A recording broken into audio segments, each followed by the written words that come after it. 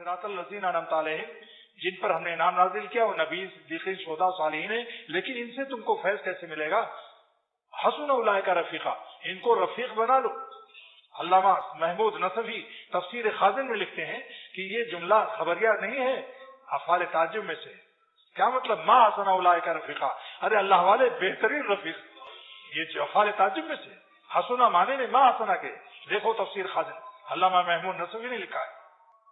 اور میرے شیخ فرماتے تھے بے رفیق ہر کے شد در راہ عشق، بغیر شیخ کے جو اللہ کے عشق کے راستے میں جس نے قدم رکھا، عمر وہ گزشت، ساری عمر گزر گئی، وہ نہ شد آگاہ عشق، اللہ کے عشق سے آگاہ نہ ہوا۔ ایک اور ہے بابا فرید الدین عطار رحمۃ اللہ علیہ، بے رفیق ہر کے شد در راہ عشق، اللہ کے عشق کے راستے میں جو بغیر راہبر داخل ہوا، زندگی گزر گئی، اللہ کو نہ پایا۔ اس لیے اللہ والوں کو تو پکڑو مگر ان کا حق بھی ادا کرو۔ کیا حق ہے؟ کہ ان کے ساتھ رہو، اس نیت سے رہو کہ ہم اللہ کو پا جائیں۔ نیت کا اثر ہوتا ہے، نیت مانے گٹھلی، جیسی گٹھلی ویسا درخت۔ اس نیت سے رہو کہ ہم اللہ والے بن جائیں، اس نیت سے رہو کہ ہمیں ایسا ایمان یقین عطا ہو جائے کہ ہماری زندگی کی ہر سانس اللہ پر فدا ہو۔ اس نیت سے رہو کہ ایسا ایمان یقین عطا ہو جائے کہ ایک سانس میں ہم اپنے مولا کو ناراض نہ کریں۔ اگر یہ نیت نہیں ہے تو پھر کیا نیت ہے؟